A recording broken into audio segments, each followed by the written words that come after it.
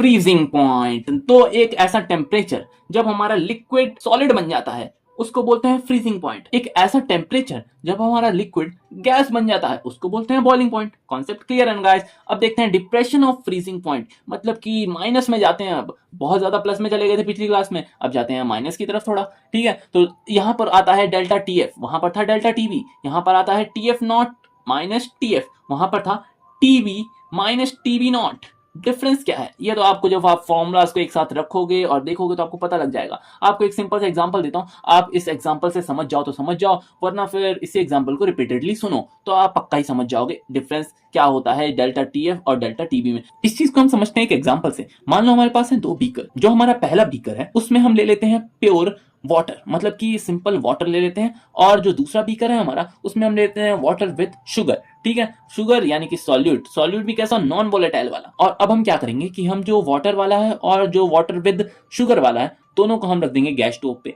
अब हमने दोनों को गर्म करने के लिए रख दिया। ठीक है, अब गर्म होते गए और एक टाइम ऐसा आया जब ये पूरा पानी हो गया खत्म, यानी कि बन चुका है पानी से वेपर। और यहां पर देखा हमने कि उस टाइम पे यार कुछ भी नहीं हुआ, यानी कि अभी हमको इसका टेम्परेचर बी वाले सब्सटेंस का टेम्परेचर और बढ़ाना पड़ेगा, यानी कि टेम्परेचर ज्यादा होगा बी का as compare to A. Impure वाला सब्सटेंस है, इसको हम इंप्योर नाम देते हैं, नॉन वोलेटाइल नाम देते हैं। नॉन वोलेटाइल वाले का वोलेटाइल से ज्यादा होगा टेम्परेचर, तो हमने यहाँ पर इसलिए ज्यादा वाले को रखा और उसे कम वाले को माइनस किया। ऑन दी अदर हैंड अब हम फिर से दो बीकर लेते हैं, एक में हमने रखा फिर से सिंपल वाटर और एक में हमने रखा फिर से वाटर विद शुगर वाला। तो शुगर वाला जो वाटर होगा उसमें क्या गैप कम रहेगा, गैप कम रहेगा कि वो जल्दी फ्रीज होगा। कि आपने देखा होगा मम्मी वगैरह लोग को आइसक्रीम बनाते हुए, आपके घर में कभी आइसक्रीम बनी है क्या? घर में आइसक्रीम, यस, फ्रीज में भी आइसक्रीम बन जाती है। अपने घर के जो फ्रीजर है उसमें भी आइसक्रीम बन जाती है, बिकॉज बहुत सारी रबड़ी एंड ऑल मीठी मीठी चीजें जब उसमें मिलाई जाती हैं विद आइसक्रीम पाउडर, उसमें हम इतना ज्यादा सॉल्यूट ऐड कर देते हैं विद सॉल्वेंट विद चाशनी एंड ऑल।